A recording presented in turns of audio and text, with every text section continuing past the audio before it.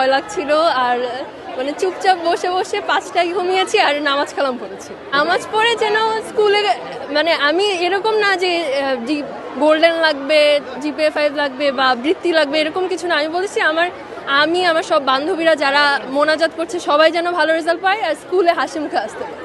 এখন এসেছি, অনেক খুশি আছি। জীবনের লক্ষ্য হলো আমি আসলে লয়ার হতে চাই। আমি সায়েন্সে আছি কেন আমি জানি না, বাট আমি লয়ার হতে চাই।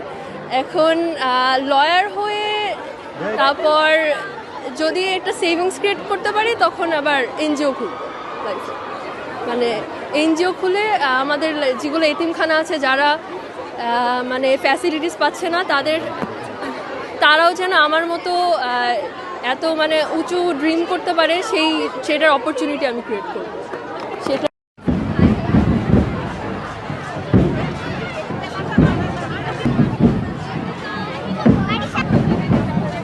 গুড স্টোরি অ্যাকচুয়ালি কেউ জানে না বলতে মা তো সবই জানে। মানে আমার মাকে কিছু না বলতে বললে আমার পেটের মধ্যে গুড় করে। বাট গুড স্টোরি অ্যাচিভমেন্টগুলো মানে প্রি টেস্ট পর্যন্ত আমাদের ব্যাচের কেউ জিপিএ 5 পায় নাই। প্রি-টেস্টেই আমরা জিপিএ 5 পাইছি পুরা ব্যাচে 3 জন, তার মধ্যে আমি একজন। টেস্টে জিপিএ 5 পাইছি পুরা ব্যাচে 3 জন, মানে আমাদের স্কুল থেকে।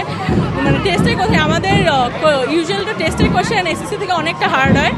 সো ওইখান থেকে মানে অনেক মানে ওই একটা গুড স্টোরি ধরতে গেলে। ব্যাড স্টোরি হচ্ছে দোজ ডিপ্রেশনস, এনজাইটি, ফিয়ার, টেনশনস, এগুলা। এর থেকে বড় ব্যাড স্টোরি আর কিছু হইতেই পারে না।